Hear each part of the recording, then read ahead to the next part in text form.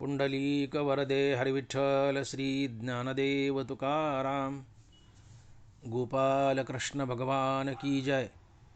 माऊली ज्ञानेश्वर महाराज की जय। जगद्गुरु तुकाराम महाराज की जय। पवित्र तो देह वाणी पुण्यवंत, पवित्र तो देह वाणी पुण्यवंत, जो वदे अच्युत सर्व काळ। तयाच्या चिंतने तरतील दोषी, जळतील राशी पातकाच्या। देव इच्छी रज चरणीची माती, धावत चालती मागे मागे। तयाच्या चिंतने तरतील दोषी, जळतील राशी पातकाच्या। काय त्या उरले वेगळे अनिक, वैकुंठ नायक जया कंठी। तुका म्हणे देव भक्ताचा संगम,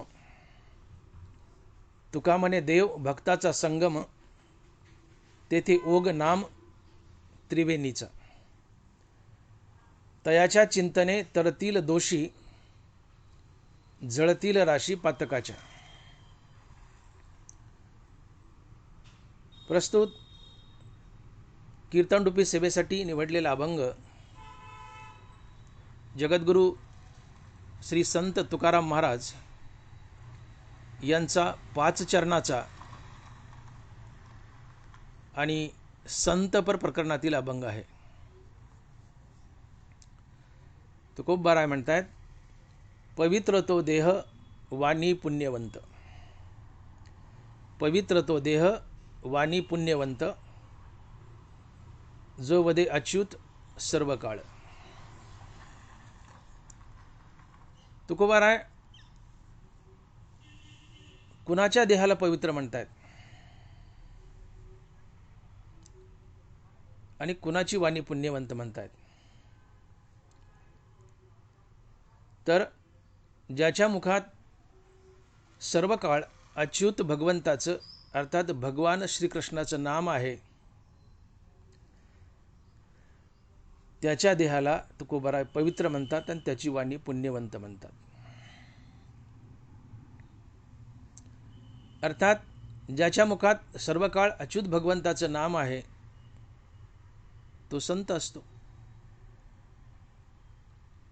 आणि म्हणून इथं सहजच सिद्ध होतं की संतांची वाणी पुण्यवंत असते आणि संतांचा देह पवित्र असतो। का बरं? संतांचाच देह पवित्र का असतो? तुकोबाराय तरी का अभंगातून म्हणतायत, शरीर दुःखाचे कोठार, शरीर रोगाचे भांडार, शरीर दुर्गंधीची थार, नाही अपवित्र शरीरा ऐसे, नाही अपवित्र शरीरा ऐसे। तुकोबाराने खडसावून सांगितले की या जगात, या विश्वात सगळ्यात अपवित्र काय असेल तर मनुष्याचा देह, नाही अपवित्र देहा ऐसे। या मनुष्य देहासारखं अपवित्र दुसरं काहीच नाही। अर्थात मनुष्य देह या जगात विश्वात सर्वात अपवित्र आहे। आणि अशा अपवित्र मनुष्य देहाला तुकोबाराय पवित्र म्हणतात का बरं? प्रथमतः हे समजून घ्या की मनुष्याचा देह अपवित्र का आहे। मनुष्याचं शरीर मलमूत्र, हाड, रक्त, मांस, त्वचा वगैरे वगैरे या सर्व गोष्टींनी बनलेले नाना प्रकारची इंद्रिय आहेत। तर मनुष्याचं शरीर अपवित्र आहे तर ते शरीरात असलेल्या मलमूत्रामुळे किंवा रक्त मांसामुळे नाही। तर मनुष्याचं शरीर अपवित्र आहे ते मनुष्याच्या शरीरात असलेल्या अहंकारामुळे।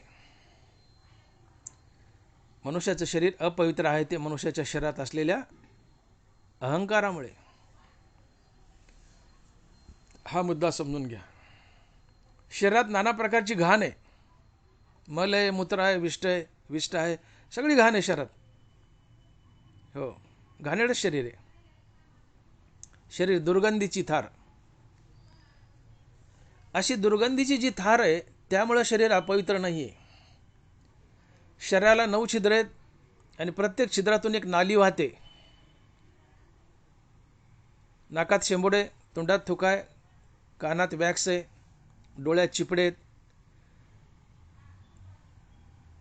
गुदद्वारात मैला आहे किंवा शी आहे, मूत्रद्वारात सू आहे, लघवी आहे. हे सगळे 9 छिद्र 9 द्वार भरभरून वाहत आहेत आणि आमच्यासारखं पठ्ठई हे 9 छिद्र सातत्यानं साफ करत असतो. शरीर दुर्गंधीची थार. हो, इतकं घाणेरडं शरीर की ज्यातून सातत्यानं 9 नाल्या या 9 छिद्रातून वाहत आहेत. तर या दुर्गंधीमुळं, या नाल्यामुळं, या घाणीमुळं शरीर अपवित्र नाही आहे. मग शरीर अपवित्र आहे ते कशामुळं? तर शरीरात असलेल्या अहंकारामुळं. शरीरात असलेल्या अहंकारामुळं. मग मी बोलून गेलो की शरीरात असलेलं मलमूत्र, रक्तमांस यामुळं शरीर अपवित्र नाही आहे.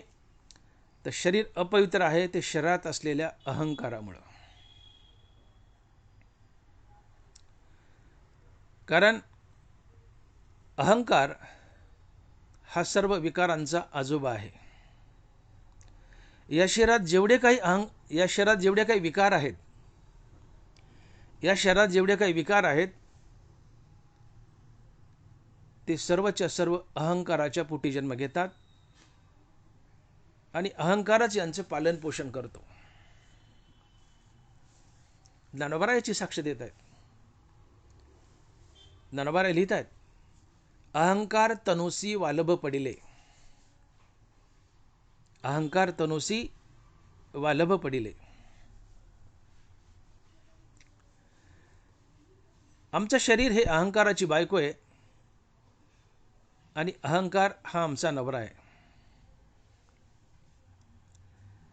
आणि हे अहंकार रूपी नवरा आणि शरीर रूपी बायको या दोघांपासून एक इच्छा नावाची मुलगी जन्माला येते. ते इच्छा कुमारिका झाली, ते तारुण्याच्या भरा आली. मग द्वेषेशी मांडली वराडिक. तर या दोघास्तव जन्माला ते द्वंद्व मोह झाला, तो अजयाने वाढविला अहंकारे. तो अजयाने वाढविला अहंकारे. आमचं शरीर ही बायको आहे आणि अहंकार हा आमचा नवरा आहे. आणि या 2 नवरा बायकोपासून एक इच्छा नावाची मुलगी जन्माला आली. या इच्छेचं द्वेषासोबत लग्न झालं आणि इच्छा आणि द्वेष या 2 नवरा बायकोपासून द्वंद्व आणि मोह नावाचे 2 मुलं जन्माला आली. आणि या 2 मुलाचं पालन पोषण आजोबा अहंकारानं केलं. तो अजयाने वाढविला अहंकारे. अर्थात या शरीरात जेवढे काही विकार आहेत, द्वंद्व, मोह, इच्छा, आशा, काम, क्रोध, लोभ, मद, मोह, मत्सर, नाना प्रकारच्या वासना, हे सगळेच्या सगळे विकार अहंकाराच्या पोटी जन्म घेतात आणि अहंकारच यांचं पालन पोषण करतो. आणि म्हणून शरीरात अर्थात अंतःकरणात दडलेल्या अहंकारामुळं आणि अहंकारापासून उत्पन्न होणाऱ्या नाना प्रकारच्या विकारामुळं हे शरीर अपवित्र आहे, ना की शरीरात असलेल्या मलमूत्रामुळं किंवा रक्तमांसामुळं. शरीरात असलेल्या मलमूत्रामुळे किंवा रक्तमांसामुळे शरीर अपवित्र नाही आहे, तर शरीर अपवित्र आहे ते शरीरात असलेल्या अहंकारामुळं आणि नाना प्रकारच्या विकारामुळं. कारण प्रत्येक विकाराला हा अहंकार जन्म देतो. हा विकाराचा आजोबाच आहे. आणि म्हणून ज्ञानोबा बोलले की तेथ आडवावया आले दोष वैरी धोपटिले तया माझी पहिले देह अहंकारू. साधक देव बनायला लागला की हा अहंकार रूपी म्हातारा आडवा येतो, तुमच्या शरीरात नाना प्रकारचे विकार निर्माण करतो आणि देवप्राप्तीला आडवा येतो. आणि म्हणून ज्ञानोबा म्हणतात की पहिला प्रहार या अहंकारावर करा. तेथ आडवावया आले दोष वैरी धोपटिले तया माझी पहिले देह अहंकारू. साधक देव बनवू लागला की अहंकार रूपी म्हातारा आडवा येतो, तुम्हाला देव बनवू देत नाही. मी म्हातारा का म्हणतो तर अहंकार आजोबा आहे, इच्छेचा बाप आहे आणि इच्छेच्या पोटी सगळे विकार आहेत पुढे, द्वंद्व वगैरे वगैरे सगळे. म्हणून हा अहंकार आजोबा आहे. तो अजय आणि वाढवीला अहंकार आहे. तात्पर्य या जगाचं मूळ, या जगाची उत्पत्तीच अहंकार आहे. या जगताला, या विश्वाला, या जगदंबाराला जन्मच कुणी दिलाय तर अहंकाराने. अहंकार या विश्वाचं मूळ आहे. अहंकार तुम्हाला पुन्हा पुन्हा जन्माला घालतो आणि मारतो. का तर वासना विकार तुमच्या अंतःकरणात जर शिल्लक असतील, या अहंकारामुळेच वासना विकार पैदा होतात. आणि या शिल्लक असतील मरताना, तर त्या वासना विकार तुम्हाला पुन्हा पुन्हा जन्माला घालतात. जन्म घेणे लागे वासनेचे संगे. आणि म्हणून ज्ञानोबा बोलले की आगा कर्मे जे वरावे ते तीही सुखदुःखी फळावे आणि तया ते भोगावया यावे देहायका. या अहंकाराच्या पोटी विकार वासना जे निर्माण होत आहेत, त्यातून नाना प्रकारचे तुम्ही बरे वाईट कर्म करता, त्यातून पुण्याची पापाची निर्मिती होते आणि पाप पुण्य भोगण्यासाठी तुम्हाला पुन्हा पुन्हा जन्म धरावे लागतात आणि जन्म मरणाच्या फेऱ्यात अडकावं लागतं. आगा कर्मे जे वरावे ते तीही सुखदुःखी फळावे आणि तया ते भोगावया यावे देहायका. म्हणून या विश्वाला, या जन्म मरणाला, या संसार बंधनाला मूळ काय आहे तर तो अहंकार आहे. का तर अहंकार आणि अहंकाराच्या पोटी नाना प्रकारचे विकार जन्म घेतात, वासना जन्म घेतात आणि त्या तुम्हाला पुन्हा पुन्हा जन्म मरणाच्या फेऱ्यात बांधतात. आणि म्हणून ज्ञानोबा बोलतात की ते अडवावया आले दोष वैरी धोपटिले तया माझी पहिले देह अहंकारू. अहंकार पहिला शत्रू, त्याच्यावर प्रहार करा, याला मारा म्हणले. आणि मग संत अहंकार मारतात आणि ज्याचा अहंकार मेलाय तात्काळ त्याचा देह पवित्र होतो. अहंकार गेला तुका म्हणे देव झाला. अहंकार गेला तुका म्हणे देव झाला. अहंकार गेला रे गेला की तुम्ही देव होता आणि तुमचा देहही पवित्र होतो. आणि म्हणून आमचा देह अपवित्र आहे. नाही अपवित्र देह ऐसे, तुकोबार आहे, नाही अपवित्र देह ऐसे. देहासारखं अपवित्र जगात काहीच नाही. सगळ्यात अपवित्र काय तर मानव देह आहे. परंतु असाही मानव देव की जो सर्वात अपवित्र आहे तो पवित्र होतो. कशानं? तो जो वदे अच्युत सर्व काळ. जो वदे अच्युत सर्व काळ. ज्याच्या तोंडात सातत्यानं अच्युत भगवंताचं, अर्थात भगवान श्रीकृष्णाचं, पांडुरंग परमात्म्याचं नाम आहे, अर्थात सातत्यानं अच्युत भगवंताचं नाम घेतलं तर तुमचा देह पवित्र होतो. तुमचा देह पवित्र होतो. हा देह अपवित्र आहे पण हा पवित्र होतो. कशानं? तर अच्युत भगवंताचं सर्व काळ नामचिंतन केल्यानं. हे तुकोबाराय अभंगाच्या पहिल्या चरणात सांगतायत आणि महाराज बोलतायत, पवित्र तो देह वाणी पुण्यवंत जो वदे अच्युत सर्व काळ. पवित्र तो देह वाणी पुण्यवंत जो वदे अच्युत सर्व काळ. अर्थात अच्युत म्हणजे भगवान कृष्ण. अच्युत हे भगवंताचं नाम आहे. विष्णू सहस्रनामात जी देवाची 1000 नावं आलीत त्यात अच्युत एक भगवान विष्णूचं नाव आहे. आणि अच्युत म्हणजे भगवान विष्णू, भगवान कृष्ण, भगवान पांडुरंग, भगवान विठ्ठल, ही पांडुरंगाचीच नाव आहे सारी. अच्युत म्हणजे कृष्ण. तो जो मनुष्य सर्व काळ भगवान श्रीकृष्णाच्या नामाचा जाप करतो, अर्थात अच्युत भगवंताचा नामजप करतो, त्याचा देह पवित्र असतो आणि त्याची वाणी पुण्यवंत असते आणि तो संत असतो. कारण ज्याचा अहंकार गेलाय तो संत असतो. अहंकार गेला तरच देह पवित्र होतो आणि ज्याचा अहंकार गेलाय तो संत असतो. आणि म्हणून ज्याचा देह पवित्र आहे आणि वाणी पुण्यवंत आहे तो संत असतो. किंवा फक्त संतांचीच वाणी पुण्यवंत असते आणि देह पवित्र असतो, वाईस वर्षा कसंही घ्या. अर्थात ज्यांचा देह पवित्र आहे आणि वाणी पुण्यवंत आहे ते संत असतात. संतांचा देह पवित्र असतो. का? तर संत सर्व काळ अच्युत भगवंताचं नामचिंतन करतात. राम म्हणता काम क्रोधाचे दहन होय अभिमान देशोधडी. सातत्यानं राम नामाचं चिंतन केलं तर काम क्रोध जळून जातात आणि अहंकार देशोधडीला पळून जातो. आणि ज्याचा अहंकार देशोधडीला पळून गेलाय त्याचा देह पवित्र होतो, त्याची वाणी पुण्यवंत होते, तो मुक्त होतो, तो मुक्तीवर भजनयुक्त होतो आणि तोच संत असतो. आणि म्हणून संतांचा देह पवित्र आहे आणि वाणी पुण्यवंत आहे. कारण अहंकार गेला की देह पवित्र, आणि ज्याचा अहंकार गेलाय तो मुक्त असतो, तो देव असतो, तो संत असतो.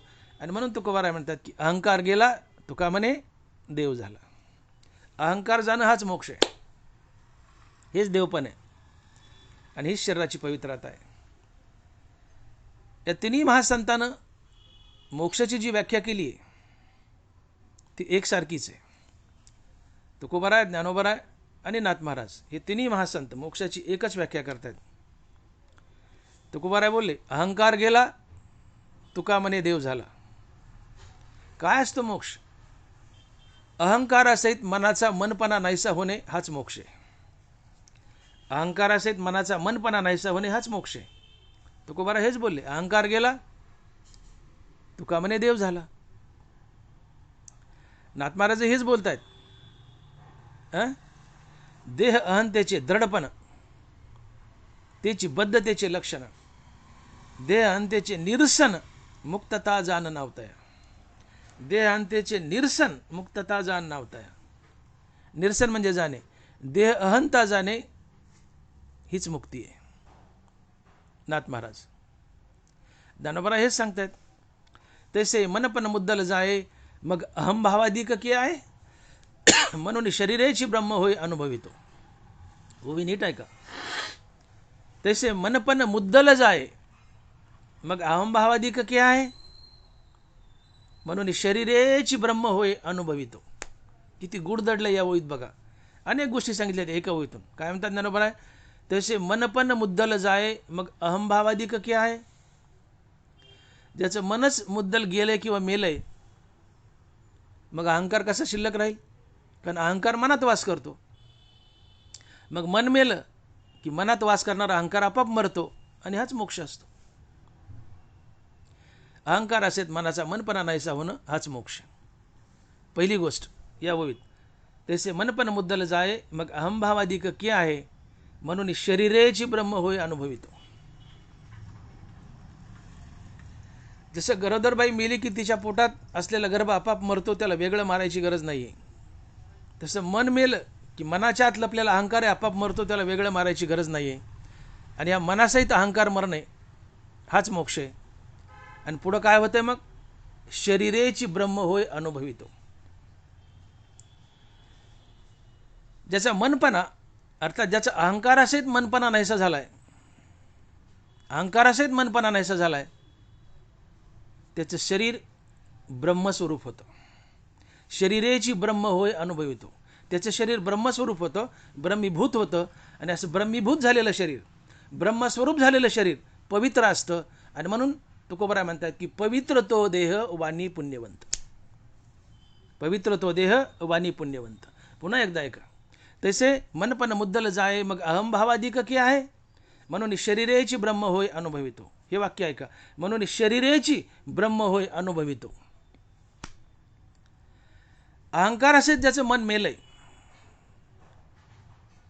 हीच मुक्ती आहे. आणि ज्याचं अहंकार असेल मन मेलय त्याचं शरीर ब्रह्मस्वरूप होतं, ब्रह्मीभूत होतं. आणि जे शरीरच ब्रह्मस्वरूप झाले, चैतन्य स्वरूप झाले, ब्रह्मीभूत झाले, ते शरीर पवित्र असतं. पवित्र तो देह वाणी पुण्यवंत, जो वदे अच्युत सर्व काळ. ज्या शरीराला अहंकार सोडून गेलाय ते शरीर ब्रह्मस्वरूप बनतं, ब्रह्मीभूत बनतं, आणि तेच शरीर पवित्र असतं. आणि असं शरीर संतांचं असतं. आणि म्हणून पवित्र तो देह वाणी पुण्यवंत, जो वदे अच्युत सर्व काळ. अर्थात संतांच्या शरीराला अहंकार सोडून गेलाय आणि म्हणून संतांचं शरीर ब्रह्मीभूत आहे आणि म्हणून ते पवित्र आहे. पवित्र तो देह वाणी पुण्यवंत. अर्थात अहंकारासेत मनाचा मनपणा नाहीसा होणं हाच मोक्ष आहे. आणि संतांचा अहंकार गेलाय तर का गेलाय?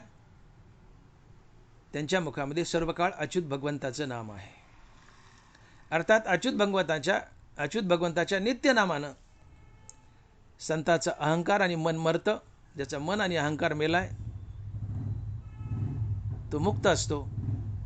ज्याचा अहंकार मेलाय त्याचं शरीर ब्रह्मीभूत होतं आणि पवित्र होतं. आणि म्हणून तुकोबाराय म्हणतायत की पवित्र तो देह वाणी पुण्यवंत, जो वदे अच्युत सर्व काळ. म्हणून शरीराची पवित्रता आणि अपवित्रता ही पूर्णतः अहंकारावर अवलंबून आहे, ना की शरीरात असलेल्या मलमूत्रावर किंवा रक्तमांसावर.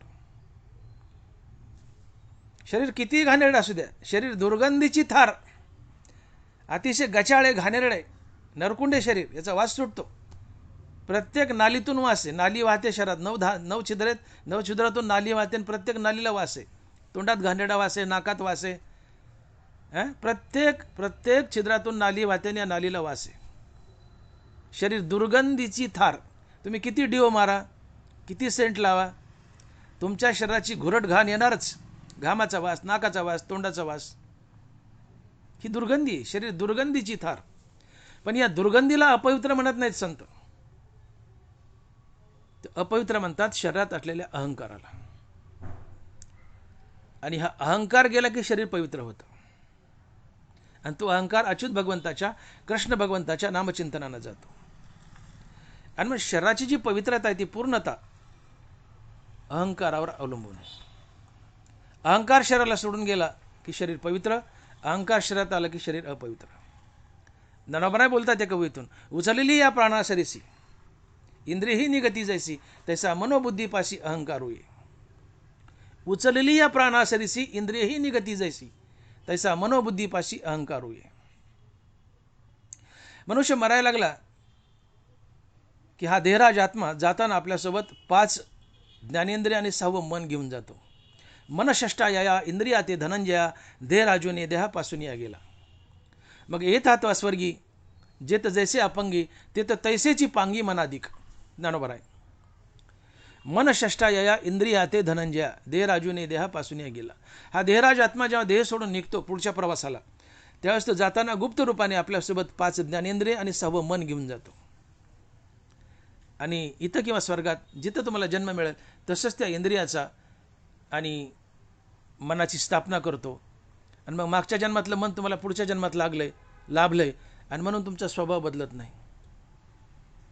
आणि म्हणून म्हणतात जित्याची खोड मेल्याने जात नाही. कारण मागचं मन घेऊन आले, आत्मा मागचं मन घेऊन आले आणि पुढच्या जन्मात स्थापित केले. तेच मन पुढच्या जन्मात आले म्हणून माणसाचा स्वभाव बदलत नाही. बदलतो, पण आज तो आपला विषय नाही. पण याला म्हणतात जित्याची खोड मेल्यानं जात नाही. अर्थात इथं मला सांगायचं असं की उचलली या प्राणासरसी इंद्रिय निगती जैसी. प्राण निघालाय, आत्मा निघाला की त्याच्यासोबत ही 6 इंद्रिय निघतात. 5 ज्ञानेंद्रिय, 6वं मन. अर्थात प्राण गेला की त्यासोबत इंद्रिय गेली. तसं तुम्ही मुखानं रामनाम घेतलं की तुमच्या मनातून अहंकार निघून गेला आणि रामनाम थांबलं की पुन्हा मनात अहंकार आला. आत्मा गेला की सोबत ही 6 इंद्रिय जाणारच, त्याच्यासोबत गेलीच, ती संगती आहे. आत्मा गेला की 6 इंद्रिय जाणारच. तसं रामनाम थांबलं की अहंकार मनात येणार आणि रामनाम घेतलं की अहंकार जाणारच. आत्म्यासोबत आत्मा गेला, निघाला की 6 इंद्रिय गेलीच.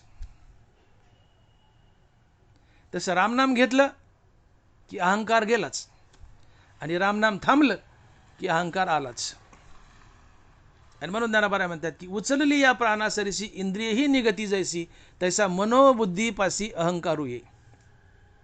अर्थात तुम्ही ज्यावेळेस सातत्यानं रामनाम घेता त्यावेळेस तुमच्या मनाला अहंकार सोडून जातो आणि ज्यावेळेस तुम्ही रामनाम घेत नाहीत त्यावेळेस पुन्हा अहंकार मनात येऊन वास करतो. आणि म्हणून तुम्ही रामनाम घेत असताना तुमच्या मनाला देहाला अहंकार सोडून गेलाय त्यावेळेस तुमचा देह पवित्र असतो आणि रामनाम थांबलं की पुन्हा मनात येऊन अहंकार वास करतो त्यावेळेस तुमचा देह अपवित्र असतो. आणि संत सदा सर्व काळ नाम घेतात आणि जो सर्व काळ नाम घेतो त्याच्या देहाला अहंकार कायमचा सोडून जातो आणि म्हणून संतांचं शरीर कायमचं पवित्र असतंय. आणि म्हणून पवित्र तो देह वाणी पुण्यवंत जो वदे अच्युत सर्व काळ, जो वदे अच्युत सर्व काळ. अर्थात शरीराची पवित्रता आणि अपवित्रता ही पूर्णतः अहंकारावर अवलंबून आहे. मनुष्य रूपात असतानाही आणि संत रूपात असतानाही. मनुष्य रूपात असताना मधून मधून नाम घेतलं, अहंकार निघून गेला, तुमचं शरीर पवित्र आहे. मधून मधून नाम थांबलं, पुन्हा अहंकार अंतःकरणातून वास केला, तुमचं शरीर अपवित्र आहे. पण संताचं असं नाही. संताची वाणी सदा सर्व काळ नाम घेते भगवंताचं, मग सदा सर्व काळ अहंकार सोडून जातो आणि सदा सर्व काळ त्यांचं शरीर पवित्र असते. पवित्र ते देह, पवित्र तो देह वाणी पुण्यवंत. अच्युत भगवंताचं नाम नित्य असावं, सर्व काळ असावं, देह पवित्र असतो. हा पवित्र देह म्हणजे काय हो? पवित्र तो देह, पवित्र मनुष्य. मनुष्य पवित्र झालाय, देहच पवित्र झालाय म्हणजे त्याचं शरीर ब्रह्मभूत बनलंय. हे शरीर अविनाशी बनलंय. आणि म्हणून बघा, ज्ञानोबाचं शरीर पडलं नाही, ज्ञानोबाने उभीतून बोलले म्हणून शरीरेची ब्रह्म होय अनुभवितो, शरीरेची ब्रह्म होय अनुभवितो. या संतांचं शरीरच ब्रह्मस्वरूप बनलंय, ब्रह्मीभूत बनलंय, चैतन्य बनलंय. त्यांचं अंतःकरण तर चैतन्य बनलंय, चित्ताचं चैतन्य झालंय, मुक्ती तर मिळालीच आहे, पण त्यांचं शरीरही चैतन्य बनलंय, ब्रह्मीभूत बनलंय. आणि म्हणून जे ब्रह्मीभूत बनलंय, जे शरीर चैतन्य बनलंय ते कधीच मरत नाही. हो, जसं आत्मा पाण्यानं भिजत नाही, तलवारीनं तुटत नाही, वाऱ्यानं सुकत नाही. लक्षामध्ये, जसं आत्मा कशानंच भिजत म्हणजे पाण्यानं भिजत नाही, उन्हानं सुकत नाही, तसं शरीरच आत्मा बनले. त्यांचं चित्त तर आत्मा बनलंयच, पण शरीर ब्रह्मभूत बनले. शरीरेची ब्रह्म होय अनुभवितो. ज्ञानोबा तुकोबारासारख्या महासंतांचं शरीरच चैतन्य बनले, आत्मा बनले, विश्वस्वरूप बनले. म्हणून असं शरीराचं ताडण मारण होत नाही, कारण ते शरीरात आत्मा आहे. आणि म्हणून ज्ञानोबारासारखे महासंत संजीवन समाधी घेतात, शरीर अदृष्ट करतात किंवा संजीवन समाधीमध्ये अजून शरीर आहे. अशा शरीराचं ताडण माडण होत नाही, कारण हे शरीर आत्मा बनले. शरीराची ब्रह्म होय अनुभवितो. आणि जे शरीर आत्मा बनले ते मरत नाही, ते शरीरही जिवंत असते चिरकाल.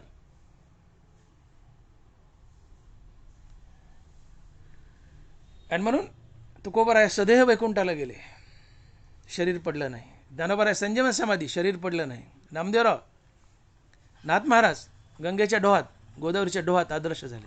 या चारही महासंतांचे शरीर पडले नाही, अदृश्य झाले किंवा अजून कुठे असतील तिथे टिकून असतील किंवा अदृश्य केले, कारण ते शरीर ब्रह्मीभूत होतं, ते शरीर चैतन्य बनलं होतं, आत्मा बनलं होतं.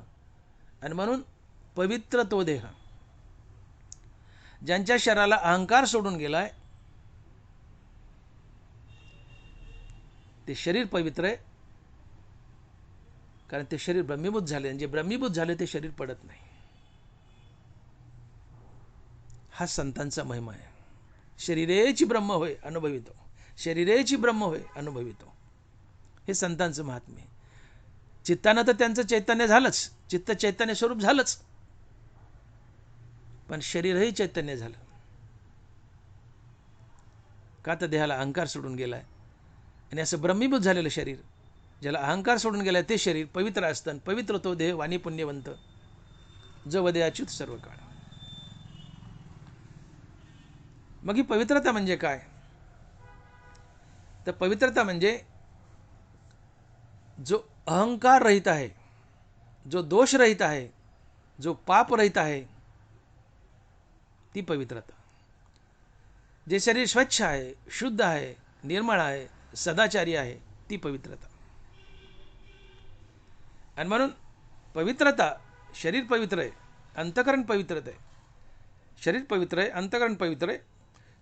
तर या पवित्र शरीराचा किंवा पवित्र अंतःकरणाचा अर्थ असा घ्यावा लागेल, पवित्र म्हणजे जो दोषरहित आहे आणि ज्याच्या दर्शनानं इतरांची दोष जातात, ते पवित्र असते. जो दोषरहित आहे ते तर दुष्टगुण न मिळे निशेष चैतन्याचा वास झाला माझे. चैतन्याचा वास कुठं होतो? जिथं एकही दुष्टगुण मिळत नाही, तिथं चैतन्याचा वास होतो.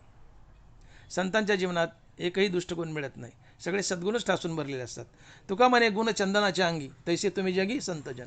चंदनाच्या ठिकाणी चंदनाचं प्रत्येक पानं, फुलं, मुळ्या, खोड जे काय असेल ते प्रत्येक अवयव सुगंधच देतो. तसं संतांना चंदनाची उपमा दिली. तुका म्हणे गुण चंदनाच्या अंगी, तैसे तुम्ही जगी संतजन. संत हे चंदन आहेत. चंदनाचं प्रत्येक अवयव, प्रत्येक अंग सुगंध देतो. तसं संतांच्या जीवनात सगळे सद्गुणच असतात, एकही दुष्टगुण नसतो. तिथं दुष्टगुण न मिळे निश्चित चैतन्याचा वास झाला म्हणजे. संता शौच असतो.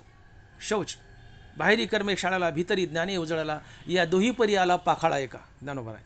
अंतर्बाह्य शुद्धी, अंग मन जैसे कापुराचे. सूर्य जसा अंतर्बाह्य निर्मळ आहे, कापूर जसा अंतर्बाह्य निर्मळ आहे, तसा संत अंतर्बाह्य निर्मळ असतो. आतून विमल आत्मज्ञान आणि बाहेरून शुद्ध कर्माचरण. बाहेरी कर्मे शाळाला, भीतरी ज्ञाने उजळला, या दोही परी आला पाखाळा एका. ज्ञानोबा आहे. हे संतांच्या अंगी असलेलं शौच असते आणि हे पावित्र्य असते. आणि म्हणून पावित्र्य म्हणजे जो अहंकार शून्य आहे, अहंकार रहित आहे, दोष रहित आहे, ज्याचे दोष गेलेत आणि जो इतरांचे दोष घालवतो, ती पवित्रता असते. आणि म्हणून त्या संत पुंडलिकाच्या इतिहासामध्ये गोष्ट येते की संत पुंडलिक आपल्या आईवडिलाला काशीला गंगा यात्रेला असा ओढत घेऊन चालला होता. बायको खांद्यावर घेतली आणि आईवडिलाला ओढत चालला होता, दोरी बांधून. असा इतिहास येतो. आणि जाताना वाटेत त्याला तो मांडक्य ऋषीचा आश्रम लागला. मोस्ट प्रॉबेबली मांडक्य ऋषीच नाव आहे त्यांचं, if I am not wrong. तो मांडक्य ऋषीचा आश्रम लागला.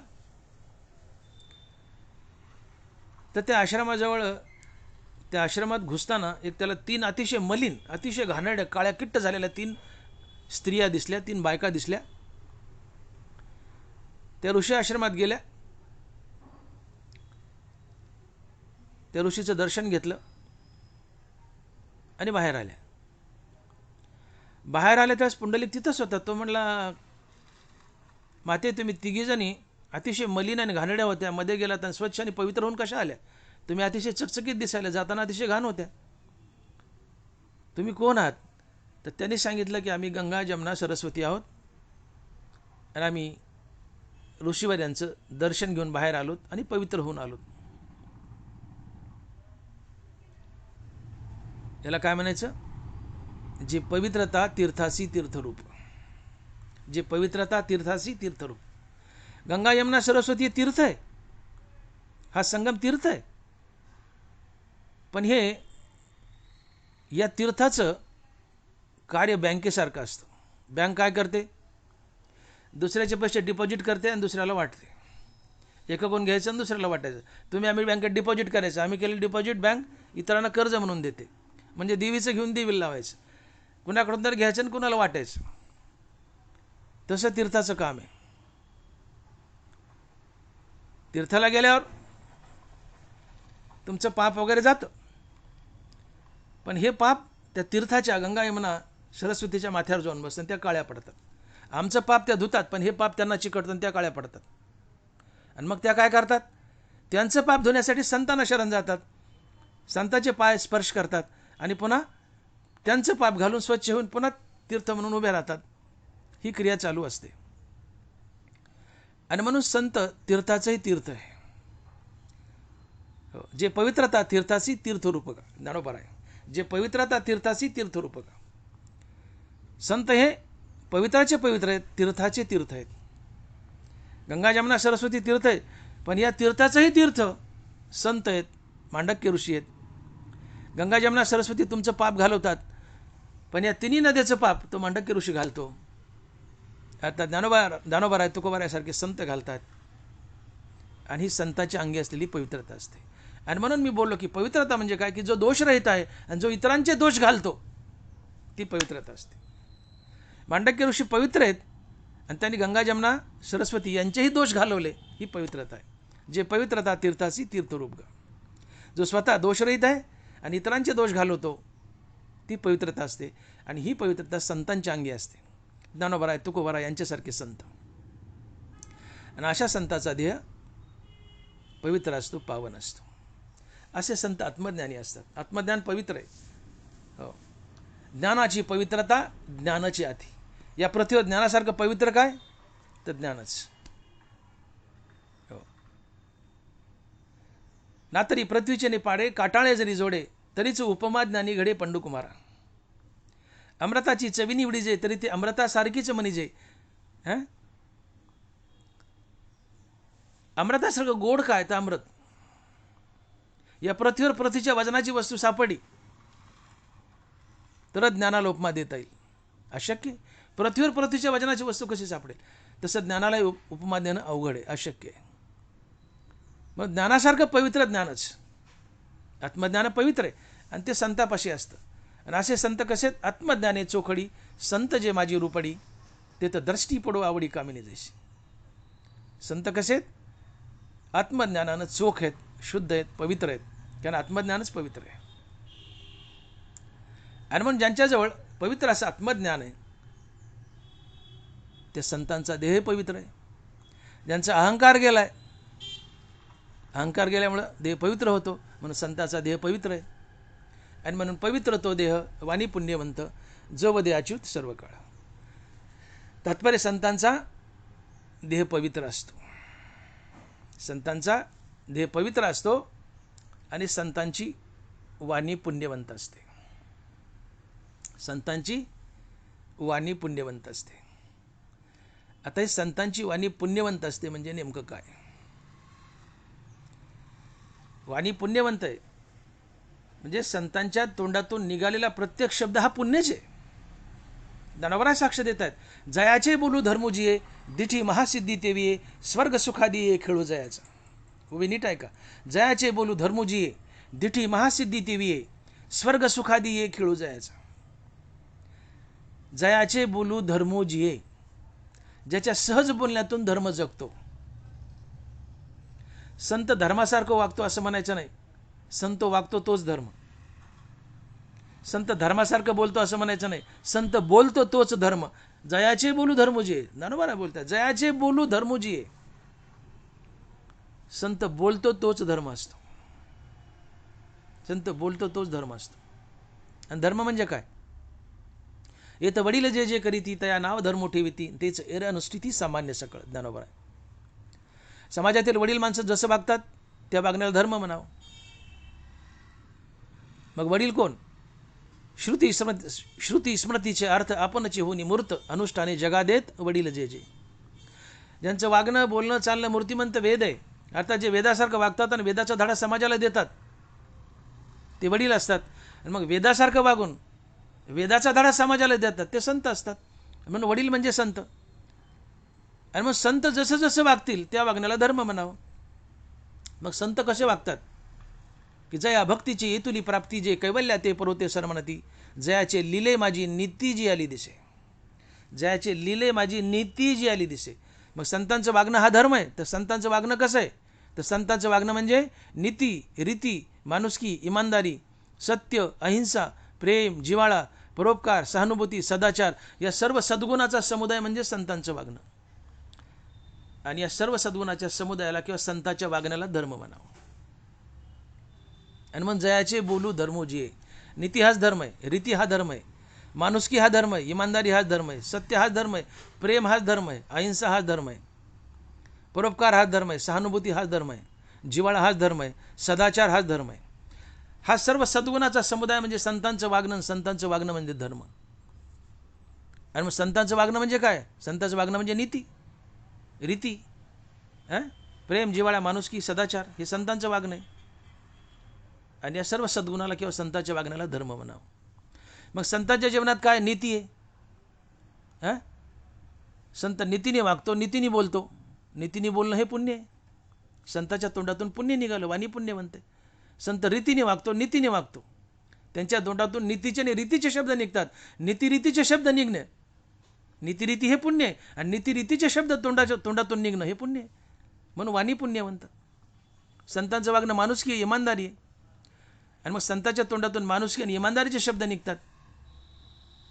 मग संतांच्या तोंडातून पुण्य निघतं, वाणी पुण्य म्हणतं. संतांचं वागणं सत्य आहे, अहिंसा आहे, प्रेम, जिव्हाळा, परोपकार, सहानुभूती, सदाचार आहे. आणि या सगळ्या गोष्टी म्हणजे पुण्य आहे. मग संतांच्या तोंडातून सत्य निघतं, सत्य पुण्य आहे. म्हणून संतांची वाणी पुण्यवंत. संतांचं बोलणं हे जिव्हाळा आहे. बघा तुम्ही, नीती, रीती, माणुसकी, इमानदारी, सत्य, अहिंसा, प्रेम, जिव्हाळा, परोपकार, सहानुभूती या सगळ्या गोष्टीतून पुण्य जन्माला येतं. आणि संतांच्या तोंडातून हे सगळे नीतियुक्त शब्द, रीतियुक्त, माणुसकीयुक्त, इमानदारीयुक्त, सत्य, अहिंसा, प्रेम, जिव्हाळायुक्त हे सगळे शब्द संतांच्या तोंडातून निघतात. आणि हे सगळे शब्द पुण्याला जन्म देतात. म्हणून संतांच्या तोंडातून पुण्यच निघत असते या शब्दाच्या रूपानं. आणि मग संतांची वाणी पुण्यवंत आहे. पवित्र तो देह वाणी पुण्यवंत. संतांची वाणी पुण्यवंत आहे. कारण संतांचं बोलणं हे धर्म आहे. संत बोलतात तोच धर्म आहे. संतांचं बोलणं धर्म आहे. आणि धर्मातून पुण्य जन्माला येतं. म्हणून संतांच्या तोंडातून पुण्य बाहेर निघतं. संत बोलतील तेच पुण्य. आणि म्हणून त्यांची वाणी पुण्यवंत आहे. आपण म्हणत नाही का, एखादा भिकारी आला, दान धर्म करा हो गरीबाला, दान धर्म करा हो. दान धर्म करा म्हणजे काय करा? पुण्यच करा. एखादी भाकरी वाढली, तुम्ही दान धर्म केला, धर्म केला म्हणजे पुण्य केला. मग संतांच्या तोंडातून धर्म निघतं म्हणजे पुण्य निघतंय. म्हणजे त्यांची वाणी पुण्यवंत आहे. त्यांच्या तोंडातून निघणारा प्रत्येक शब्द हा पुण्य आहे. कारण त्यांच्या तोंडातून धर्म निघतोय, धर्म म्हणजे पुण्य. मग त्यांच्या तोंडातून धर्म निघतो म्हणजे पुण्यच निघतं. म्हणून वाणी पुण्यवंत. संतांची वाणी पुण्यवंत. शरीरात संतांचा देह पवित्र, संतांची वाणी पुण्यवंत. पवित्र तो देह वाणी पुण्यवंत. आणि हे सगळं का? का संत अच्युत भगवंताचं सदा सर्व काळ नामचिंतन करतात म्हणून. आणि म्हणून पवित्र तो देह वाणी पुण्यवंत, जो वदे अच्युत सर्व काळ. पुण्याची व्याख्या करा तुम्ही. ज्ञानोबा पुण्याची व्याख्या सांगतात. पुण्य म्हणजे काय? जे निपजे सत्वगुणे तया सुकृत असे म्हणे श्रोतसम. व नीट ऐका, जे निपजे सत्वगुणे तया सुकृत असे म्हणे श्रोतसम. जे सत्वगुणातून जन्माला येतं ते पुण्य. सात्विक आचरणातून, चांगल्या वागण्यातून, सत्वगुणातून जे जन्माला येतं ते पुण्य. संतांचं आचरण सात्विक आहे, संतांची वाणी सात्विक आहे, संतांची वाणी सात्विक आहे. मग या सात्विक वाणीतून, या सत्यवाणीतून पुण्य जन्माला येतं. सत्वगुणातून जन्माला येतं ते पुण्य. मग संतांची वाणी सात्विक आहे, मग संतांच्या सात्विक वाणीतून जन्माला येतं ते पुण्य. आणि म्हणून ही वाणी पुण्यवंत. मग सत्वगुणातून जन्माला येतं तेच पुण्य. संतांची वाणी सात्विक आहे, आणि मग संतांच्या तोंडातून निघणारी वाणी सात्विक आहे, अर्थात पुण्य. का सत्वगुण पुण्याला जन्म देतो. जे निपजे सत्वगुणे त्या सुकृत असे म्हणे श्रुतसम. संतांची वाणी पुण्यवंत आहे. शिवाय संतांनी जे ग्रंथ लिहून ठेवलेत ती सुद्धा संतांची वाणी पुण्यवंतच आहे. ज्ञानोबा बोलले की संतांचे जर तुम्ही ग्रंथ वाचले, ज्ञानेश्वरी वाचली, गाथा वाचली, तर ज्ञानोबा बोलतात काय होतं? पुढती पुढती पुढती या ग्रंथ पुण्य संपत्ती. सर्व सुखी सर्व भूती संपूर्ण होईजे. ज्ञानोबा म्हणतात माझी ज्ञानेश्वरी पुन्हा पुन्हा पुन्हा पुन्हा वाचा, काय होईल? पुढती पुढती पुढती या ग्रंथ पुण्य संपत्ती सर्व सुखी सर्व भूती संपूर्ण व्हायचे. या ग्रंथ पुण्य संपत्ती माझी ज्ञानेश्वरी पुन्हा पुन्हा वाचा, तुम्हाला अगाध पुण्य मिळेल, तुम्ही मुक्त व्हाल. मग संतांचे ग्रंथ त्यांच्या मुखातून निघाले, ती संताचीच वाणी आहे. ग्रंथ पुण्य आहेत, ग्रंथातून पुण्य मिळतं, म्हणूनच संताची वाणी पुण्यवंत आहे. आणि म्हणून पवित्र तो देह वाणी पुण्यवंत, जो वदे अच्युत सर्व काळ. तात्पर्य संतांचा देह पवित्र आहे, संतांची वाणी पवित्र आहे. का तर संत सर्व काळ अच्युत भगवंताचं अर्थात भगवान कृष्णाचं नामस्मरण करतात. आणि या सातत्यानं अच्युत भगवंताचं नामस्मरण केल्यामुळं त्यांच्या देहाला अहंकार सोडून जातो. अहंकार सोडून गेला की देह पवित्र होतो. आणि म्हणून संतांचा देह पवित्र आहे. आणि संतांच्या मुखातून सातत्याने सात्विक शब्द बाहेर पडतात, धर्म बाहेर पडतो. धर्म हा पुण्य असतो, सात्विक शब्द हा पुण्य असतो. आणि म्हणून संतांच्या तोंडातून बाहेर पडणारा प्रत्येक शब्द हा पुण्य असतो. आणि म्हणून संतांची वाणी पुण्यवंत असते. आणि म्हणून पवित्र तो देह वाणी पुण्यवंत. शिवाय दानोबा बोलले एक ठिकाणी, तो करी ती तुली पूजा, तो कल्पी तो जपो माझा, तो असे ते कपिध्वजा समाधी माझी. यातलं एक चरण घ्या. काय म्हणतात ज्ञानोबा? तो कल्पितो जपो माझा. संत जे कल्पितो ते स्तवन करतो, तो कल्पितो जपो माझा. संत जी कल्पना करतो तो माझा जप असतो. तो कल्पितो जपो माझा. संत जी कल्पना करेल ते स्तवन करेल. जे स्तवन करेल ते तोंडातून बाहेर निघेल. जे तोंडातून बाहेर निघेल तो भगवंताचा जप आहे. भगवंताचा जप हे पुण्य आहे.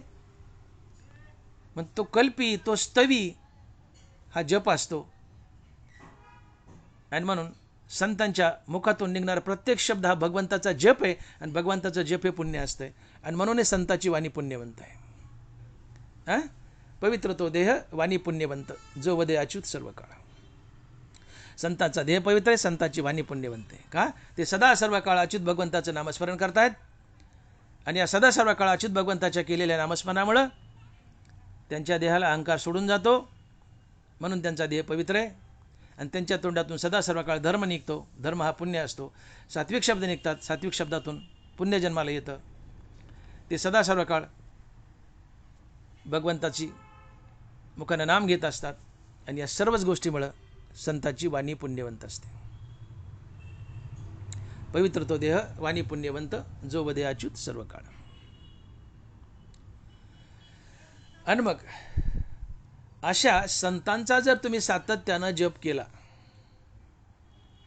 तर काय फायदा होतो हे तुकोबा अभंगाच्या दुसऱ्या चरणात सांगतात. आणि महाराज लिहितात, तयाच्या चिंतने तरतील दोषी जळतील राशी पातकाच्या. तयाच्या चिंतने तरतील दोषी जळतील राशी पातकाच्या. तुम्ही जर सातत्यानं संत अच्युत भगवंताच्या नामानं पवित्र झालेत आणि त्यांची वाणी पुण्यवंत झाली. पण आता या संताच्या नामानं लिंक कशी? अच्युत भगवंताच्या नामानं संत पवित्र झालेत, त्याचा देह पवित्र आहे, वाणी पुण्यवंत झाली. पण आता या संताच्या नामाने आम्हाला पवित्र व्हायचे, हा मुद्दा लक्षात घ्या. आणि म्हणून तयाच्या चिंतने तरतील दोषी जळतील राशी पातकाच्या. संतानं भगवंताचा नामजप केलाय आणि पवित्र झालेत. आता आम्हाला संताचा नामजप करायचा आणि पवित्र व्हायचे. आणि म्हणून तुकोबा म्हणतात की तयाच्या चिंतने तरतील दोषी जळतील राशी पातकाच्या. आम्ही संतांचं नामजप करायचे, आमचा देह पुण्यवंत होतो आणि शरीर पवित्र होतं. का? संत आणि देव एकच असतात. देवते संत, देवते संत, निमित्त त्या प्रतिमा. तो संत प्रत्यक्ष पुरुषोत्तम, तो चालते बोलते प्रब्रह्म. संत हा चालता बोलता पांडुरंग परमात्मा असतो, तुकोबा म्हणतात, नाथ महाराज म्हणतात. म्हणून संताचा जप केला काय आणि पांडुरंगाचा जप केला दोन्ही एकच आहे. म्हणून संताचा नाम जप करा. संताच्या नामजपानं तुका म्हणे पापे जाती संताची अजपे. संताचा नाम जप केला की आमची पापं जातात. आणि तेच तुकोबा दुसऱ्या चरणात सांगतात, जळतील राशी पातकाच्या. ढिगल नाही, रास. खळ्यात रास पडलेली असते, जिला मोजलेलं नसते. एका राशीमध्ये 50-25 पोते भरतात. छटाकात पाव नाही. असल्या राशीच्या राशी, पापाचे डोंगराच्या डोंगर, पापाचे कळप पडती पुढे. संताच्या नामजपानं पापाच्या राशीच्या राशी जळून जातात, तुमचे दोष हरतात आणि तुम्हाला मुक्ती मिळते. पुण्यवंत व्हावे गीता सज्जनांची नावे. संत सज्जन असतात आणि संतांचा नामजप केला की आम्हाला अगणित पुण्य मिळतं, आमची पापं जळतात, आम्ही मुक्त होतो. कारण देव आणि संत एकच असतात. देवते संत निमित्त त्या प्रतिमा. ज्ञानोबा एक ठिकाणी बोलतात 6व्या अध्यायात ज्ञानेश्वरीत, विपाय जरी आठविला चित्ता तरी दे आपली योग्यता, हे असवतया ते प्रशंसिता लाभवती. तुम्ही सहज जर ज्ञानदेव तुकाराम हा जप केला तर तेवढ्या करता ज्ञानदेव तुकाराम तुम्हाला त्यांचं संतपद बहाल करतात. आणि मग जर तुम्ही सातत्यानं आणि अति आवडीनं ज्ञानदेव तुकाराम हा जप केला तर ते तुम्हाला त्यांचं संतत्व कायमचंच बहाल करतात. तुम्ही जर त्यांचा कायमचा नाम जप केला तर तुम्ही सातत्यानं ज्ञानदेव तुकाराम म्हणा, ते तुम्हाला त्यांचं संतत्व कायमचं बहाल करतात. ज्ञानोबा बोलतात, विपाय जरी आठविला चित्ता तरी दे आपली योग्यता, हे असो त्या ते प्रशंसिता लाभवती. सहज ज्ञानदेव तुकाराम म्हणलं थोडा वेळ तर तेवढ्या वेळ करतात ते त्यांचं संतपद आपल्याला देतात. मग अति आवडीने सातत्यानं ज्ञानदेव तुकाराम हा जप केला तर ते त्यांचं सहज संतपद तुम्हाला कायमचं देतात. हा संत नामाचा महिमा आहे. आणि म्हणून संतांचा नाम जप करा. ज्ञानदेव तुकाराम असा सातत्यानं जप करा. हा जप म्हणजे this is equivalent to Pandurang. Ramkrishna Hari म्हणणं आणि ज्ञानदेव तुकाराम म्हणणं बोथ आर इक्वल, दोन्ही सारखेच आहेत. ज्ञानदेव तुकाराम म्हणा किंवा रामकृष्ण हरी म्हणा, दोन्ही सारखंच आहे. आणि म्हणून भगवंताच्या नामानं जे मिळतं ते संताच्या नामानं मिळतं. आणि म्हणून तुकोबाराय म्हणतायत की या महात्म्यांचा, या संतांच्या नामाचा जप करा, त्यांच्या नामाचं चिंतन करा. अर्थात ज्ञानदेव तुकाराम असं सातत्यानं भजन करा. फायदा काय? तर तुमच्या पापाच्या राशी जळतील आणि तुम्ही तराल, तुम्ही मुक्त व्हाल. त्या वाल्या कोळ्याला किती पापाच्या राशी होत्या? वाल्या कोळ्याच्या 7 रांजणं भरली होती. मनुष्य आला की त्याने आडवाव, त्याच्या पिशीत काय ते चापाव. वरचं दिलेलं त्याचं पोट भरत नव्हतं, ते पिशी चापायचं आणि त्यातून एक दगड निघायचा काळ्या रंगाचा, त्याला म्हणतात शालिग्राम. त्याला वाटायचं पिशीत काहीतरी लपलंय म्हणून वरून त्या माणसाने दिलं धरवा सगळं, पण ते नाही म्हणजे पिशी दे माझ्या, पिशीत दगड निघायचा आणि ते दगड द्यायचा नाही. त्याला वाटायला किमती काय की त्या दगडासाठी ते लोक जीव द्यायचे, कारण तो शालिग्राम होता, भगवान विष्णू होता. दगडच द्यायचे नाही, सगळे द्यायचे पण दगड द्यायचे नाही. मग त्याला वाटायचं दगडाची लय किंमत येईल काय, मग दगड घ्यायचं आणि त्याला मारून टाकायचं. अशा त्या शालिग्राम दगडाने 7 रांजणं भरली.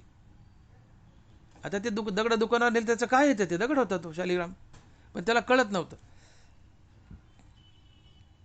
आणि मग ज्यावेळेस पापाची 7 रांजणं भरली होती, त्याच्यासारखा महापापी कोण नव्हता वाल्या कोळ्यासारखा. पण ज्यावेळेस नारदाची त्याची भेट झाली आणि नारद त्याला घाबरले नाही, त्यावेळेस नारद म्हणले, वाल्या जे पाप करतो त्यात तुझे घरचे भागीदार आहेत का? ते म्हणलं मला काय माहीत. ते मला जा घरी विचारून ये. म्हणले पळून जाताल. म्हणले दावेन बांध. म्हणले मला. नारदाला बांधले आणि घरी गेलाय. आणि बायकोला विचारतो, अगं मी माणसं मारून पाप करून पैसे आणतो पोट भरवतो, तुमचं माझ्या पापात सहभागी आहेस का? ते म्हणले वेगा धनी, ज्या दिवशी माझ्या गळ्यात मंगळसूत्र घातलं त्या दिवसापासून मला पोसवण्याची जिम्मेदारी तुमची. तुम्ही जाणं तुमचं पाप जाणं. तिला चावला तर विंचून ओरडत होती. ती म्हणली मला विंचू चावलाय, माझ्या अर्ध्या वेदना वाटून घेता का? वाल्या म्हणतो कसं घेऊ? म्हणजे ती म्हणले मग मी तुमचं पाप कसं वाटून घेऊ? तुम्ही जाणं तुमचं पाप जाणं. आईकडे गेला, आई माझं पाप सहभागी आहे का तू? ते म्हणली माझ्या गावऱ्या पुढे गेल्या, तू जाणं तुझं पाप जाणं. वाल्या कमरात मोडला, गुडघ्यात मोडला. पोराकडे गेला, पोरा मला बाळ मी माणसं मारून पाप करून पैसे आणतो, सगळ्यांना पोसवतो, माझ्या पापात सहभागी आहे का? पोरगं म्हणतं बाबा मला काय कळतं, माझं खिळून खाण्याचं वय, तुम्ही जाणं तुमचं पाप जाणं. वाल्या कमरात मोडला, गुडघ्यात मोडला, घोट्यात मोडला, सगळाच मोडला. त्याला उपरती झाली, झाक गेली, डोळे उघडले, उपरती झाली, रखरखीत वैराग्य आलं आणि नारदाच्या पायावर लोळला. नारदाने मंत्र दिला रामनामाचा, त्याच्या अंगावर वारूळ वाढलं आणि त्यातून त्याचा उद्धार झाला. सांगायचं आहे की वाल्या कोळ्यासारखा एवढा महापातकी त्याच्या पापाच्या राशी जळल्या रामनामानं, संतनामाच्या जपानं, नारदाच्या जपानं. नारदाला गुरु केलं. नारदाच्या नामाचा जप काय, रामनामाचा जप काय एकच आहे. वाल्या कोळ्याच्या राशीच्या राशी जळल्या पापाच्या आणि वाल्या कोळ्यासारखा महापापी तरला. आणि म्हणून भगवंताच्या नामानं, संताच्या नामानं मोठमोठे पापी तरतात, पापाच्या राशी जळतात आणि म्हणून संताच्या नामाचा जप करायचा आहे, संतांना शरण जायचं आहे. आणि म्हणून तुकोबाराय म्हणतात की तयाच्या चिंतने तरतील दोषी जळतील राशी पातकाच्या. अर्थात संताच्या नामचिंतनानं पापाच्या राशी जळतात, पापाचे डोंगर जळतात आणि तसा महापापी मनुष्यही उद्धरून जातो, मुक्त होतो, दोषमुक्त होतो, त्याला मुक्ती लाभते संताच्या नामजपानं. म्हणून संताचा नामजप करायचा आणि मग तयाच्या चिंतने तरतील दोषी जळतील राशी पातकाच्या. मग असा संत किती महान असतो की ज्या संताच्या नामजपानं पापाच्या राशी जळतात आणि मोठे मोठे महापापी मुक्त होतात. अशा संतांच्या पायाच्या धुळीचा महिमा काय असतो हे तुकोबाराय अभंगाच्या 3ऱ्या चरणात सांगतात. आणि महाराज लिहितात, देव इच्छी रज चरणीची माती, देव इच्छी रज चरणीची माती, धावत चालती मागे मागे. काय महिमा आहे बघा. कबीरा मन निर्मल भयो जैसे गंगा नीर, पीछे पीछे हरी फिरे कहत कबीर कबीर. कबीरानं पुढं चालावं आणि देवानी लढासारखं कबीराच्या मागे फिरावं. कबीरा थांब, मी देव आलोय, मी पांडुरंग आलोय. का?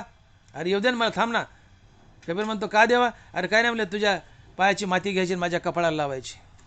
कबीर म्हणतो देवा दमाने मला चादरी विनाच्यात. कबीर पुढं चालतो, देव लंडासारखा मागे फिरतोय. कबीरा मन निर्मल भयो जैसे गंगा नीर, पीछे पीछे हरी फिरे कहत कबीर कबीर. हेच तुकोबाराय सांगतायत. देव इच्छी रज चरणीची माती, धावत चालती मागे मागे. देव या संतांच्या मागे मागे लंडासारखा धावत असतो. का? त्यांच्या चरणाची माती आपल्या अंगाला लावावी. नाम याच्या मागे हिंडे केशिराज, लागावा या रज चरणीचे. सगळ्या खरा संत असा ज्ञानोबाराय तुकोबारायसारखा, नामदेवरायसारखा अशा महान संतांच्या पाठीमागे देव लंडासारखा पळतो. का? तर त्यांच्या पायाची धूळ उडावी, माझ्या अंगाला लावावी, माझ्या अंगाला लागावी, माझा देह पवित्र होतो, माझं दैव घडतं. संताच्या चरण जाणत देव म्हणतो माझं दैव घडतं. ज्ञानोबाराय साक्ष देत आहेत. मी लक्ष्मी डावलोनी केली परोती, तोडून कौस्तुभ घेतला हाती, मग ओढवली वक्षस्थळाची वाखती चरण रजा. अजून पावलाची मुद्रा, मी हृदयी वाहेगा सुभद्रा, आपुल्या दैव समुद्रा जतने लागी. तो भृगु ऋषीला हात मारायला आला देवाला. पूर्ण इतिहास सांगत नाही आता, फक्त थोडक्यात सांगतो. भृगु ऋषीला हात मारायला आला भगवान विष्णूला. देवानं ओळखलं, भृगु मला हात मारायला आलाय. ज्ञानोबाराय लिहित आहेत, मी लक्ष्मी डावलोनी केली परोती, पायाची लक्ष्मी बाजूला सरकवली, तोडून कौस्तुभ घेतला हाती, गळ्यातला कौस्तुभ काढला, तोडला. का? तर त्यांनी लात मारली आणि त्या कौस्तुभावर जर पाय पडला असता तर भृगूचा पाय फुटला असता. उलट कौस्तुभाचा प्रहार त्याच्या पायाला झाला असता, पाय फुटला असता. म्हणून तोडून कौस्तुभ घेतला हाती, मग ओढविली वक्षस्थळाची वाखती चरण रजा. छाती पुढं केली आणि मला मारलात आणि भृगूनी लात मारली. आणि अजूनही पावलाची मुद्रा, मी हृदयी वाहेगा सुभद्रा, आपल्या दैव समुद्रे जतने लागी. त्या भृगूची लात, त्या संताची लात मी अजून माझ्या हृदयावर स्त्री वस्त्रलांछन म्हणून वागवतोय. का? त्या लाथेच्या प्रहारानं जी काय माती धूळ माझ्या छातीला लागली ती ती ती धूळ घेऊन माझ्या कपाळाला लागतो आणि मी माझं दैव घडवतो. आपल्या दैव समुद्रे जतने लागी. अजून पावलाची मुद्रा, मी हृदयी वाहेगा सुभद्रा, आपल्या दैव समुद्रा जतने लागी. तात्पर्य संताच्या पायधुळीने देव म्हणतो माझं भाग्य घडतं. हा काय महिमा आहे.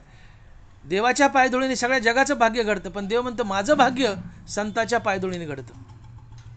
आणि याला तुकोबाराय म्हणतात, देव इच्छी रज चरणीची माती, धावत चालती मागे मागे. देव इच्छा करतो की संताच्या पायाची धूळ माझ्या मस्तकाला लागावी, माझ्या कपाळाला, माझ्या अंगाला लागावी. का? तर संताच्या पायधुळीने माझं दैव घडतं. हा संताच्या पायधुळीचा महिमा आहे. आणि म्हणून तुकोबारायत म्हटलं की संत चरणराज लागता सहज, वासनेचे बीज जळून जाय. संताच्या धुळीचा महिमा आहे. संताच्या पायधुळीने देव आपलं दैव घडवतो, तर तुमचं आमचं दैव का घडणार नाही. आणि म्हणजे संतांचा सहवास आहे. संतांचं दर्शन घेऊन आल्यानंतर आपण घरी बसल्यानंतर आंघोळ करत नाहीत किंवा पाय धुत नाहीत. का? तर त्या सहवासातली संताची जी रज आपल्या अंगाला लागली किंवा पायाला लागली ती खूप वेळ राहावी आणि आपल्या वासना जळाव्यात, आपल्याला मुक्ती मिळावी. म्हणून तीर्थयात्रेहून आल्यावर किंवा संताच्या सहवासातून आल्यावर आपण पाय धुत नाहीत किंवा आंघोळ करत नाहीत, तसंच बसतो. किंवा घरच्यामध्ये तू संतांना भेटून आलाय, पाय धुवू नको, आंघोळ करू नको. ती लागलेली रज आहे संताची आपल्या अंगाला, चरण रज, ती तशी आपल्या अंगावर कायम राहावी. किमान एक दिवस तरी त्याने आपला उद्धार होईल. आम्ही अपेक्षा करतो संताच्या पायराजाची धुळीची, यात काय नवल देवही करतो. देव इच्छी रज चरणीची माती धावत चालती मागे मागे. कबीरा मन निर्मल भयो जैसे गंगा नीर पीछे पीछे हरी फिरे कहत कबीर कबीर. नामयाच्या मागे हिंडे की शिराज लागावया रज चरणीचे. नामदेव महाराजांना कबीरानं पुढं चालावं आणि देवाने लंडासारखं मागं पळावून म्हणा थांबा नामदेवा कबीरा मी आलोय. कबीराने म्हणा या देवाधमाने मला चादरी विणायच्यात. काय भाग्य, काही अशी दशा येईल माझ्या अंगा. ही अवस्था आमच्या जीवनात कधी येईल हो, की देवाने आमच्या मागं फिरवून आम्ही पुढं चालावं. थांबा डॉक्टर मोठे मी आलोय का, तर तुमच्या पायाची धूळ मला लागू द्या. हे भाग्य आम्हाला कधी लाभेल. कबीरा मन निर्मल भयो जैसे गंगा नीर. आमच्या जीवनात काय येऊ नये. हां, कबीराच्या मागं देवाने लंडासारखं फिरावं, देवाने आमच्या मागं लंडासारखं फिरावं. त्यासाठी आम्हाला संत बनावं लागेल. आणि संत बनायचे तर या संतांच्या नामाचा जाप करा. तयाच्या चिंतने तरतील दोषी जळतील राशी पातकाच्या. हा संताचा महिमा आहे. संतांना शरण जा, संतांच्या नामाचा जाप करा. फायदा काय होईल, तुम्ही संत होताल. आणि तुम्ही संत झाले की देव तुमच्याही पायाची चरणरज इच्छिल इतकं मोठं मनुष्य जन्मातून होता येतं आणि ते प्रत्येकानं व्हावं. देव आमच्या पायाच्या मातीची अपेक्षा करेल, आम्ही संत बनावं. आणि म्हणून देव इच्छिरज चरणीची माती धावत चालती मागे मागे. अर्थात देव संतांच्या चरणाची धूळ आपल्या अंगाला लावावी म्हणून इच्छा करतो, कारण त्या मातीने देवाचं भाग्य घडतं असं देवच बोलतोय. आपल्या दैव समुद्रे जतने लागी. आणि मग असा संत, इतका महान कोटीतला संत, he is equal to God. देवते संत निमित्त त्या प्रतिमा. इतक्या महान पराकोटीतील जो संत आहे त्यात आणि देवात आता काहीच भेद राहत नाही. हे तुकोबाराय अभंगाच्या 4थ्या चरणात सांगतात. आणि महाराज लिहितात, काय त्या उरले वेगळे अनिक, काय त्या उरले वेगळे अनिक वैकुंठ नायक जयाकंठी. की ज्याच्या कंठात वैकुंठ नायकाचं, भगवान कृष्णाचं, अच्युत भगवंताचं सातत्यानं नाम आहे. आता त्या भगवान कृष्णात आणि त्या संतात वेगळे पण काय उरले, काहीच नाही ना. देवते संत निमित्त त्या प्रतिमा. तो संत देव बनलेला असतो. भगवान श्रीकृष्ण अर्थात पांडुरंग आणि भक्त दोन्ही एकच झाले असतात. तया आम्हा परस्परे बाहेरी नामाची अंतरे वांचुनी अंतुवट वस्तू विचारे मी ते चिते. तया आम्हा परस्परे बाहेरी नामाची अंतरे. देवते संत निमित्त त्या प्रतिमा. देव आणि संत एकच बनलेले असतात. आता फक्त शरीरानं वेगळे दिसतात, आत्म्याने ते एकच झाले असतात. देहानं वेगळे दिसतात, नावानं वेगळे दिसतात. हा ज्ञानोबा तर तो विठोबा, हा तुकोबा तर तो विठोबा, हा चोखोबा तर तो विठोबा, हा निळोबा तो तो विठोबा. तयामा परस्परे बाहेरी नामाचीच अंतरे वांचुनी अंतुवट वस्तू विचारे मी तेची ते. संत आणि देव आत्मिक रूपानं केव्हाच एक झाले असतात, फक्त देहाने नावाने वेगळे असतात. आणि याला तुकोबाराय म्हणतात, काय त्या उरले वेगळे आणि वैकुंठ नायक जयाकंठी. अर्थात ज्याच्या कंठामध्ये वैकुंठ नायक भगवान कृष्णाचं, भगवान अच्युताचं नित्य नाम आहे, सर्व काळ नाम आहे, असा महापुरुष, असा संत आणि देव हे वेगळे नसतात, ते एकच झालेले असतात. ते एकच झाले असतात.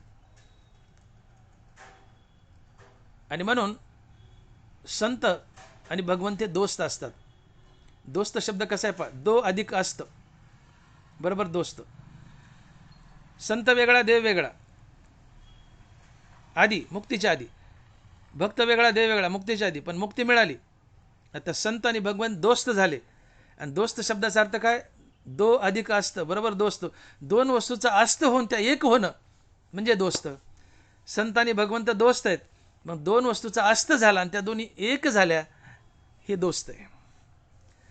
आणि म्हणून संत आणि भगवंत दोस्त असतात, ते एकच असतात.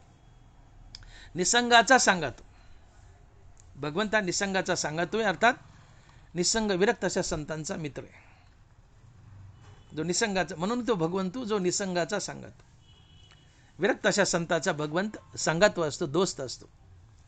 कारण दोन शरीराचा अस्त होऊन ते दोन्ही शरीर एक झाले असतात, एकरूप झाले असतात, म्हणून ती दोस्ती असती, दोस्त असतो. आणि म्हणून संत आणि भगवंत हे एकच असतं, त्यांच्यात भेद उरलेलाच नसतो. उलट संत भगवंताच्या पेक्षा मोठा असतो. भगवंताच्या कृपेनेच संत भगवंतापेक्षा मोठा असतो. आणि मग दनबारा म्हणतात की चहू पुरुषार्थ श्री भक्ती जैसी. मुक्ती अर्थात हरिपदे चौथा पुरुषार्थ आहे आणि संतपदा पाचवा पुरुषार्थ आहे. संत संत संत देवाच्या कृपेने देवापेक्षा मोठे असतात. जसं अर्जुन भगवान कृष्णाच्या कृपेने कृष्णापेक्षा मोठा होता, तसे देवाची शक्ती पार्थ देवाशी बहुती परी माने स्तुती गौरव असे. अर्जुन भगवान कृष्णाच्या कृपेने भगवान कृष्णापेक्षा जास्त बलवान होता. आणि लोक जर म्हणाले की अर्जुन भगवान कृष्णापेक्षा बलवान आहे तर याचा आनंद देवाला व्हायचा. आणि पुत्रे मी सर्वगुणी जिनावा हे बापा शिराणी तरी ते शारंग पाणी फळाली. आपला मुलगा आपल्यापेक्षा वरचढ निघालाय आणि कोणी कौतुक केलं तर बापाला आनंद होतो की माझा मुलगा माझ्यापेक्षा वरचढ निघालाय. तसं अर्जुन माझ्यापेक्षा वरचढ निघालाय हे ऐकलं की भगवान कृष्णाला आनंद व्हायचा आहे. तसं अर्जुना भक्त होता, तसं संत हे भक्त असतात. तर माझे भक्त माझ्यापेक्षा मोठे निघाले याचा आनंद देवाला होतो. माझा मुलगा माझ्यापेक्षा वरचढ निघाला याचा आनंद बापाला. तसं माझा भक्त माझ्यापेक्षा वरचढ निघाला याचा आनंद देवाला होतो. आणि म्हणून संताची स्तुती देवाला आवडते. संत देवापेक्षाही देवाच्या कृपेने देवापेक्षा मोठे असतात. संत देवाच्या कृपेने देवापेक्षाही मोठे असतात. संतांनी देव एक तर झालेलेच असतात, इथं थांबत नाहीत, इथंच हिशोब थांबत नाही. तर संत देवापेक्षाही मोठे असतात. हा संताचा महिमा आहे. तात्पर्य संतांनी देव एक झालेले असतात हे तुकोबारांना सुचवायचे. आणि मग तुकोबारा म्हणतात काय त्या उरले वेगळे आणि वैकुंठ नायक जयाकंठी. संतांनी देव एकच असतात, नवे नवे संत देवापेक्षाही मोठे असतात. हे देवज्ञानेश्वरी सांगतायत.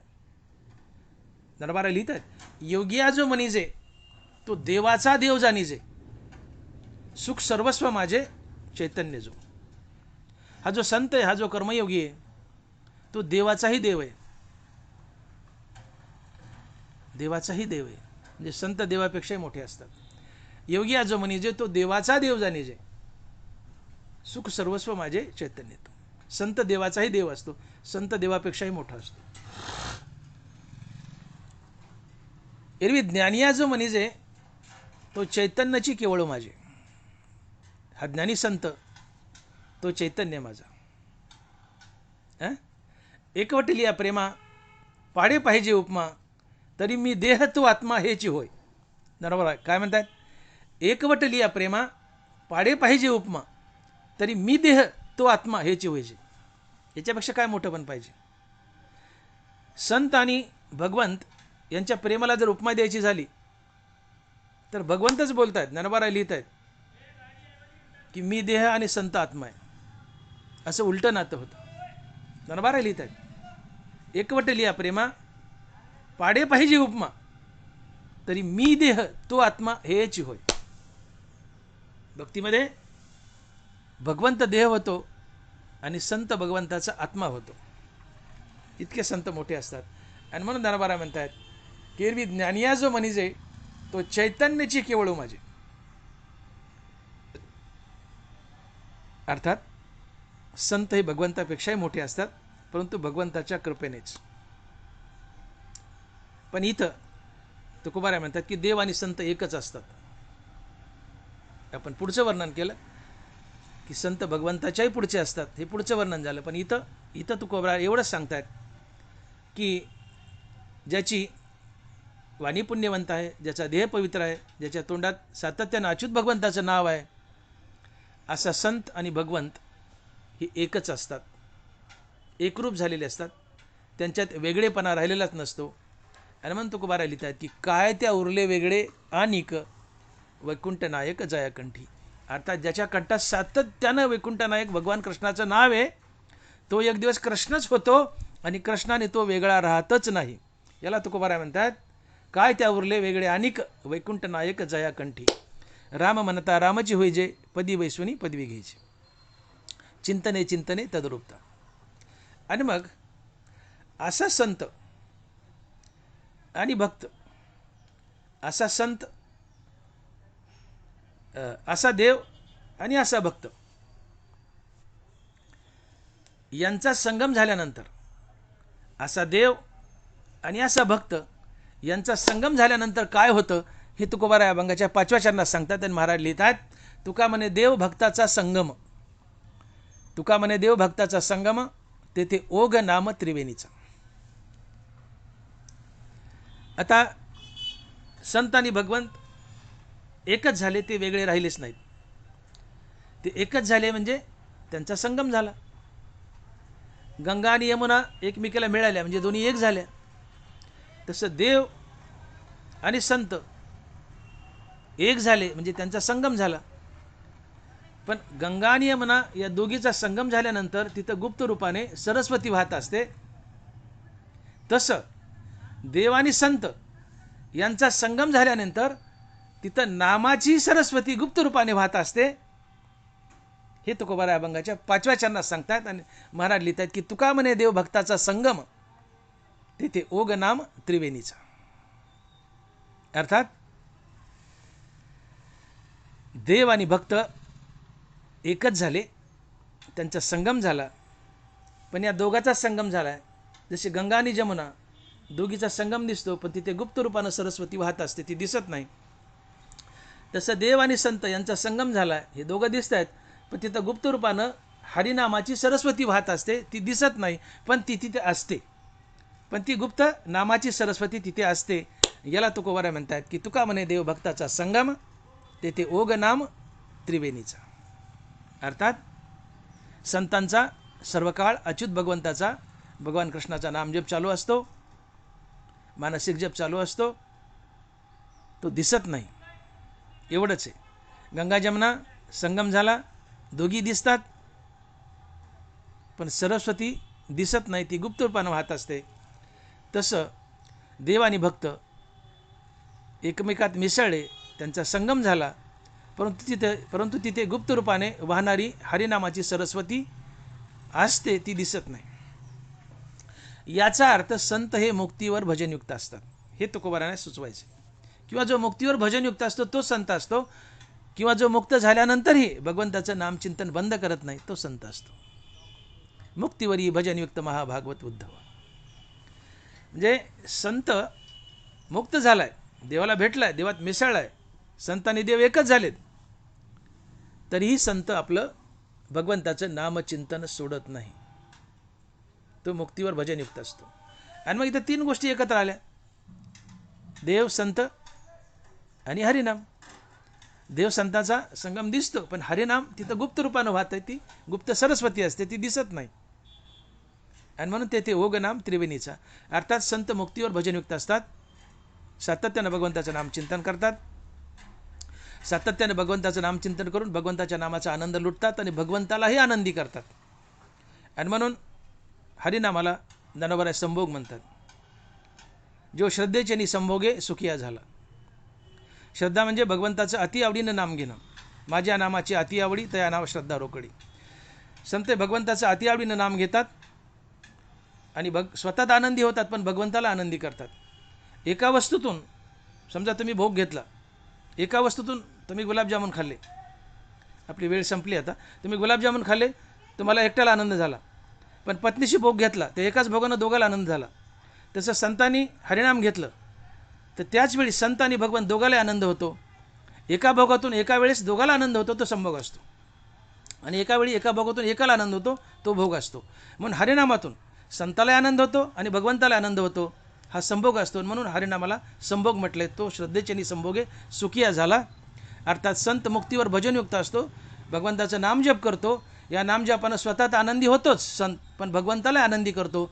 म्हणून नामजप किंवा हरिनाम हा संभोग आहे. श्रद्धेचे संभोगे सुखिया झाला, अशी ही नामाची सरस्वती गुप्त रूपानं वाहते.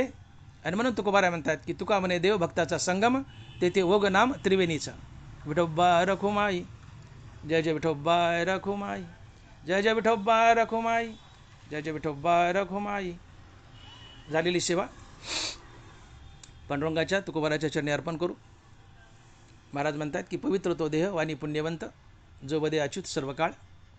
देव इच्छिरज चरणीची माती, तयाच्या चिंतने तरतील दोषी, जळतील राशी पातकाच्या. देव इच्छिरज चरणीची माती, धावत चालती मागे मागे. काय त्या उरले वेगळे अनिक, वैकुंठ नायक जयाकंठी. तुका म्हणे देव भक्ताचा संगम, तेथे ओघ नाम त्रिवेणीचा. यथामती आपण अभंगाचा भावार्थ पाहिला आहे आणि झालेली सेवा पुन्हा पांडुरंगाच्या चरणी अर्पण करून आपण सेवेला पूर्णविराम देऊ. पुंडलिक वरदे हरी विठ्ठल, श्री ज्ञानदेव तुकाराम, गोपाल कृष्ण भगवान की जय. माऊली ज्ञानेश्वर महाराज की जय. जगद्गुरु तुकाराम महाराज की जय. विठ्ठल विठ्ठल विठ्ठल विठ्ठल विठ्ठल विठ्ठल विठ्ठल विठ्ठल विठ्ठल.